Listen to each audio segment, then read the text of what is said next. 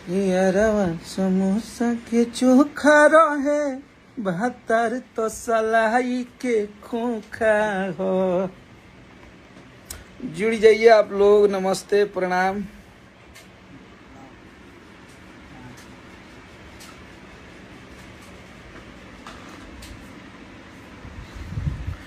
ये देखिए हमारे बहुत ही अच्छे सिंगर और हमारे बड़े भाई जिनको बहुत प्यार करते हैं। बहुत सारा वर्क पे काम चल रहा है गोलू भाई जी के। गोलू भैया, गोलू राज बहुत अच्छे सिंगर हैं और आप सबके लिए लाइव ऐसे आयल बनी कि काल बहुत लोग कहल ला लो कि अपन दिखाइले रहे लोग सबूत कि भैया समोसा के चोखा वाला गाना के ऐसन ऐसन बात बा।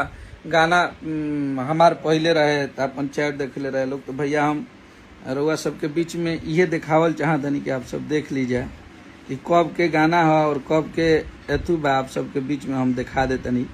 न तो इहो बाना सिस्टम कि हम स्क्रीन रिकॉर्डिंग करके मंगा दिले बानी। जौन गाना हमनी के गाना ही आप सब देख सकतनी जा कि 22 मार्च के गाना ही हमरा के यहाँ बनल रहे। मतलब हम 22 मार्च के भेजले बानी स्क्रीन रिकॉर्डिंग है जो हमारा म्यूजिक बनाता है VR के फ़ोन का। आप सब देख सकते हैं। आप लोग को दिखा देते हैं। देखिए उसके मोबाइल का ही अखिलेश भैया से सेव किया। अखिलेश कश्यप भैया देखिए 24 मार्च को हम वॉइस भेजे हैं और उस दिन का गाना है। आप लोग सुन लीजिए। ये तो आप लोग को सुनाता। अच्छा स्क्रीन रिकॉर्डिंग है, सुनिए आप लोग। अरे भी यार बतावा यार, समोसा के चोखा वाला गाना फाइनल करके दो ना बाबू। कितना झेलावत भाई। अब मान लो फिर चौथ छूटे लगी। हम अप्रैल मई के लगन में सोचत नहीं कि बात जी गाना बढ़िया गाना बा। तना डिले करत बा। बताबो ये तो गलत बात बा ना। फोनो नहीं उठावत। जल्दी भेजा बाबू। अब तनी मिजाज में मिक्स करियो बुमबुमा के गाना हिट बा एकदम बाजी। कब आओ तड़ा पटना ऑफिस पर? 3 दिन ले कहो तड़ा आ जाएंगे भैया, कॉल आएंगे। थोड़ा सा फटाफट करके बाबू भेजो ना। इसको तुरंत छोड़ देते हैं। अप्रैल मई के लगन साफ बा गाना से हिट बा गाना। अब देखी जरुआ सबके दिखा देनी ई चैट वाला जौन की 22 मार्च के हम मैसेज कैले बनी और वो दिन हमरा के 24 मार्च के गाना आइल बा। केहू देखाव तक कि हम मई में तो तारा ले तो पहले हम रिकॉर्डिंगो कैले बनी, मंगैले बनी भाई। तो अब हाथना हद नीचता के हद हो जाला। अब आदमी का कहस हैं। तो आप लोग के सामने एक बार और आप लोग को दिखा देते हैं ताकि लोगों को अरे भी यार कंफ्यूजन ना हो आप लोग को कि जितने भी भाई हैं वो सब आप लोग देख सकते हैं कि गाना कब का बना हुआ है। और लोग मई का दिखा रहे हैं। हम लोग 4 महीना पहले तो हमनी के शूटिंग कैले बन जाओ पर गाना के 4-5 महीना पहले जब दिल्ली गई आदमी चेक तो हमरा पता नहीं के, लेकिन बहुत पहले कि जब गाना बनल बा तब के आप सब देख सकतनी जा कि गाना कब के बनल है। आप सब देखिए 24 मार्च के वॉइस भेजले बनी हम। ई सलाई के खोखा आप सब देख सकतनी जा। सुन लीजिए कश्यप की आप लोग तो आवाज जानते बनी। अरे भी यार बतावा यार, समोसा के चोखा वाला गाना फाइनल करके दो ना बाबू। कितना झेलावत भाई। अब मान लो फिर चौथ छूटे लगी। हम अप्रैल मई के लगन में सोचत नहीं कि बात जी गाना बढ़िया गाना बा। तना डिले करत बा। बताबो ये तो गलत बात बा ना। फोनो नहीं उठावत। जल्दी भेजा बाबू। अब तनी मिजाज में मिक्स करियो बुमबुमा के गाना हिट बा एकदम बाजी। कब आओ तड़ा पटना ऑफिस पर? 3 दिन सुन लीजिए आप लोग बढ़िया से। इस सलाई का खोखा 26 मार्च को गाना आया है 2022 को। अप्रैल मई के लगन साफ बा गाना से हिट बा गाना। अब आप लोग खुद फैसला कर सकते हैं कि कौन चुराया है या कौन चोरी का इल्जाम लगा रहा है, कौन किसका मैटर लीक करके गाता है। हैं?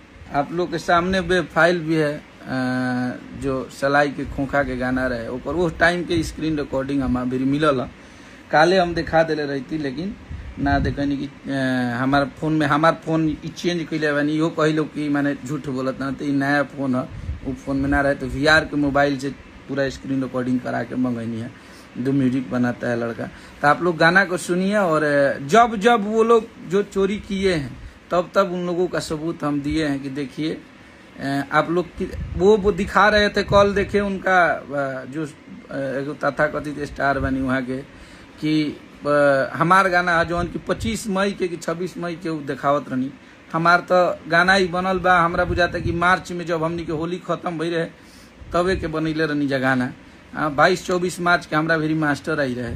तो ये बताई कि केकर गाना के चुरैले बा। आप सब तो देखत नहीं जाए तो लोग के अब कह दिया। और अक्सर लोग कहलन कि अखिलेश कश्यप के गाना पर विवाद हो जाता। अखिलेश कश्यप के गाना ज्यादा बाजेला आवेला तो तांडव मचा देला तो विवाद तो होबे न करी।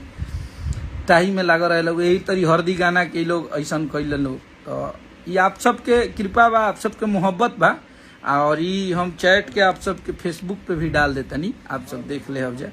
और अन्यथा जो भी हमारे भाई रहे कि आपके पास क्या सबूत है, तो हम सबूत आप लोग को दिखा दिए। आपका कश्यप कभी भी इंसानियत के रास्ते पे चला है और हमेशा ईमानदारी के साथ जिया है। तो आप लोग का मोहब्बत है। ये गाना होली के बाद हम लोग गाए थे मार्च में। तो आप लोग बस ऐसे ही आप अपने हिट मशीन पे आशीर्वाद प्यार बनाए रखिए। आप लोग ऐसे ही मेरे हरदी गाने को उन लोगों ने गा दिया, ऑडियो छोड़ दिया, बाद में शूटिंग किए लोग, उसके बाद बोलने लगे कि हरदी केहू के बाप के ह। फिर भी हमने वो भी 1 साल पहले गाना जब बनाया था तो प्रियांशु सिंह जी का चैट आप लोगों को दिखाया था। आज भी आप लोगों को दिखा दिया कि ये गाना कब का हमारे पास है। लेकिन लोग कुछ तथाकथित जे लोग बा वो बोला था तो ठीक बा, केहू के बोलला में केहू के एतू ना होला। आप सब मोहब्बत और आशीर्वाद प्यार बनौले रही जा और ऐसे ही अपना कश्यप के प्यार देते रही जा। तब तक खातिर हर हर महादेव, जय माता दी। अंकिता फिल्म पर गाना आयल बजौना के नाम के टाइटिल समोसा के चोखा है। आप लोग सुनी जा और एंजॉय करी जा। रील पे भी गाना आयल बा, रील दहाड़ के बनाई जा, हमरा में मेंशन करी जा और गाना के इंटरनेशनल हिट बनाई जा। गाना हिट बा बाजी।